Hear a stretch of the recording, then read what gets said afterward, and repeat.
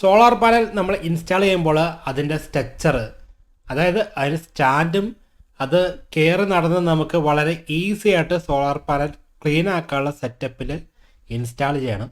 അല്ലെങ്കിൽ ഈ ഒരു മുതലൊക്കെ ക്ലീൻ ചെയ്യാൻ പറഞ്ഞാൽ വീട്ടിലുള്ള ആൾക്കാരൊന്നും കയറി ക്ലീൻ ചെയ്യില്ല.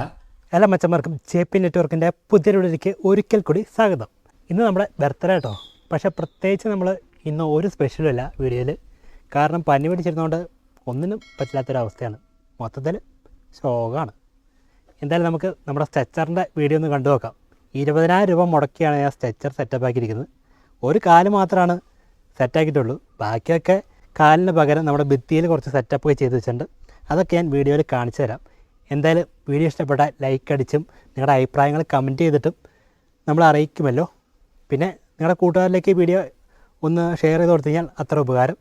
എന്തായാലും നമുക്ക് വീഡിയോയിലേക്ക് പോകാം. പിന്നെ നമ്മൾ പുതിയ വീഡിയോ വരാത്തതിൻ്റെ കാരണം പനി പിടിച്ച് നമ്മൾ ഇരിക്കായിരുന്നു. അതുകൊണ്ട് പുതുതായിട്ട് ഒരു പണി നമ്മൾ ചെയ്തിട്ടില്ല.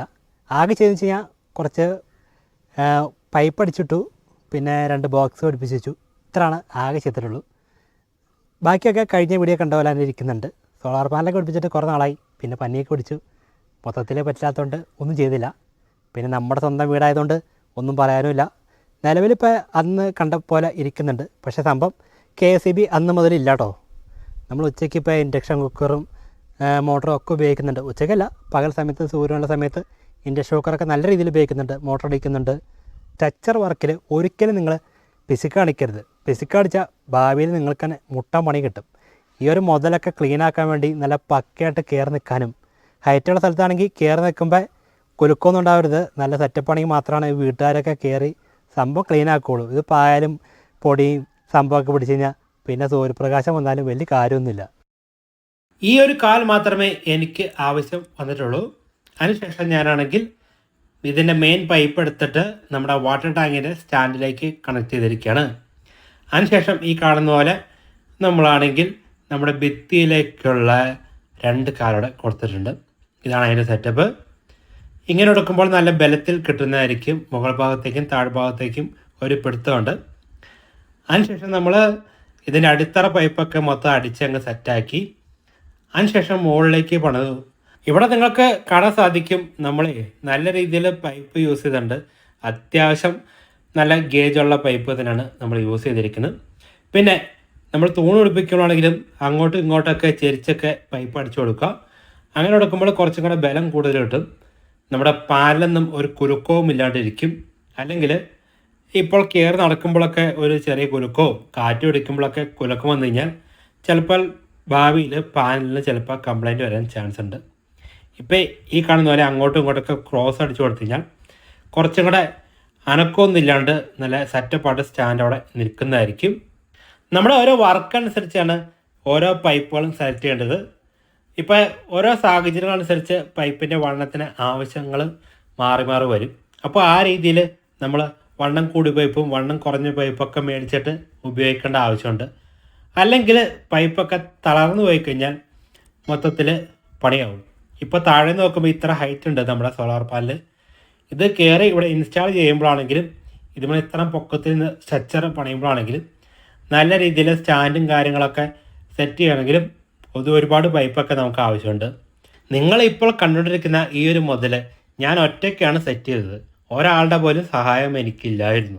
പിന്നീട് നമുക്ക് വളരെ എളുപ്പത്തിൽ പാനൽ പിടിപ്പിക്കാൻ വേണ്ടി ഈ കാണുന്ന പോലെ 2 പൈപ്പുകൾ ചേർത്ത് അടിച്ചു കൊടുത്തു കഴിഞ്ഞാൽ നമുക്ക് സ്ക്രൂ ചെയ്ത് പിടിപ്പിക്കാൻ സാധിക്കും. അപ്പോൾ വളരെ ഈസി ആയിട്ട് നമുക്ക് ഇതിൻ്റെ ഇൻസ്റ്റാളേഷൻ ചെയ്ത് ചേർക്കാൻ സാധിക്കും. ഒരു റിസ്ക്കുമില്ല. ഇങ്ങനെ ചെയ്യുമ്പോൾ കറക്റ്റായിട്ട് അളവെടുത്ത് ചെയ്താൽ മാത്രം മതി. ചെയ്യുമ്പോൾ കുറച്ച് സമയം എടുക്കുന്നുള്ളൂ. പക്ഷേ പാനൽ ഇൻസ്റ്റാൾ ചെയ്യുമ്പോൾ അതിൻ്റെ ബലത്തിലാണെങ്കിലും നല്ല പക്കയായിട്ട് ഇരുന്നോളും. പിന്നെ കുറച്ച് ക്രോസൊക്കെ അങ്ങോട്ടും ഇങ്ങോട്ടൊക്കെ അടിച്ചു കൊടുത്തു കഴിഞ്ഞാൽ ഈ ഒരു സ്റ്റാൻഡ് ആണെങ്കിലും നല്ല കുലുക്കമൊന്നുമില്ലാണ്ട് പക്കയായിട്ടിരിക്കും. ഈ കാണുന്ന കമ്പിയുടെ വർക്ക് മൊത്തം നമ്മൾ തന്നെ ഒറ്റയ്ക്ക് ചെയ്താണ്. എൻ്റെ അപ്പനെ പോലെ ഞാൻ കൂടിയിട്ടില്ല ഒരു ചെറിയ പണിക്ക് പോലും. നമ്മൾ തന്നെയാണ് നമ്മൾ കയറൊക്കെ വെച്ച് കെട്ടിവെച്ചും അങ്ങോട്ടും ഇങ്ങോട്ടൊക്കെ ചെറിയ പൈപ്പൊക്കെ ചെരിച്ച് അടിച്ചു കൊടുത്തും ഒക്കെയാണ് ഈ ഒരു മുതൽ ഇങ്ങനെ സെറ്റ് ചെയ്തത്. വെൽഡിങ് പണിക്കാരെ വെച്ചിട്ട് വളരെ ഈസി ആയിട്ട് ചെയ്യാം. പക്ഷേ എങ്കിൽ നമ്മുടെ ഒരു ഐഡി വെച്ചിട്ട് ചെയ്യാൻ പറ്റുന്ന പണിക്കാർ നമ്മുടെ നാട്ടിൽ കുറവാണ്. എൻ്റെ കമ്പനിക്കാർ ഇഷ്ടം പോലെ വെൽഡിങ്ങുകാരുണ്ട്. അവർക്ക് പിന്നെ ഇത് കുറേ സമയം എടുക്കുന്ന പണി ആയതുകൊണ്ട് വലിയ താല്പര്യമൊന്നുമില്ല. പിന്നെ ഞാൻ നോക്കിയപ്പോൾ എൻ്റെ കയ്യിൽ 2 വെൽഡിംഗ് മെഷീൻ ഉണ്ട്. നമുക്ക് അത്യാവശ്യം പണി അറിയാം. പിന്നെ ഒന്നും നോക്കില്ല, കയറി അങ്ങ് പണി തുടങ്ങി. സംഭവം ഈ കാണുന്ന രീതിയിൽ സോളാർ പാനൽ പിടിപ്പിച്ച് വെച്ചു. വേണമെങ്കിൽ ഈ ലോകത്തുള്ള എന്ത് പണിയും ആർക്കും ചെയ്യാം എന്നുള്ളൊരു മൈൻഡാണ് നമുക്ക്.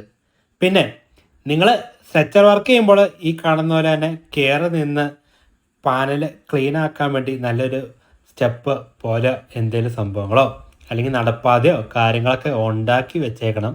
അല്ലെങ്കിൽ നിങ്ങൾക്ക് ചിലപ്പോൾ ക്ലീൻ ആക്കാൻ പറ്റുമായിരിക്കും, തോട്ടിയോ വെച്ചോ അല്ലെങ്കിൽ വല്ല ഏണിയൊക്കെ വെച്ചിട്ട് സെറ്റാക്കാൻ പറ്റുമായിരിക്കും. പക്ഷേ നിങ്ങളുടെ വീട്ടിലുള്ള അപ്പനോ അമ്മയ്ക്കോ വേറെ ആരെങ്കിലും ഉണ്ടെങ്കിൽ അവർക്കൊന്നും ഈ വക കാര്യങ്ങളൊന്നും ചെയ്യാൻ പറ്റില്ല.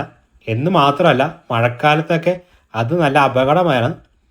അതുകൊണ്ട് നല്ല പക്കയായിട്ട് സ്റ്റാൻഡ് സെറ്റാക്കണം, അത് ക്ലീൻ ആക്കാനുള്ള കാര്യങ്ങളൊക്കെ ചെയ്തു വെക്കണം എന്നുള്ള കാര്യം നിങ്ങൾ ഒരിക്കലും മറക്കരുത്. പിന്നെ ഞാൻ പറഞ്ഞ പോലെ 2 പൈപ്പ് ചേർത്ത് അടിച്ചു കൊടുത്തു കഴിഞ്ഞാൽ വളരെ ഈസി ആയിട്ട് പാലിൽ നിങ്ങൾക്ക് പിടിപ്പിക്കുമ്പോൾ വളരെ ഈസി ആയിട്ട് വെക്കാൻ സാധിക്കും. ഈ കാണുന്ന പോലെ തന്നെ അങ്ങനെ ചെയ്തു കഴിഞ്ഞാൽ വളരെ പെട്ടെന്ന് തന്നെ നമ്മുടെ പണിയും തീരും. സോളാർ പാനൽ ഇൻസ്റ്റാൾ ചെയ്യുമ്പോൾ വളരെ പെട്ടെന്ന് തീർക്കാനും പറ്റും. നമ്മുടെ അയൽവക്കത്തുള്ള പിള്ളേരെ തന്നെ കൂട്ടിക്കഴിഞ്ഞാൽ പണി തീർക്കാം. ഞാനങ്ങനെയാണ് ഈ പാനലൊക്കെ കയറ്റി സെറ്റാക്കിയത്. പാനൽ കയറ്റാൻ വേണ്ടി അയൽവക്കത്തെ പിള്ളേരെ നമ്മൾ സെറ്റാക്കി, ബാക്കിയൊക്കെ ഒറ്റയ്ക്ക് തന്നെയാണ് ചെയ്തത്. എന്തായാലും നമുക്ക് അടുത്ത വീഡിയോയിൽ കാണാം.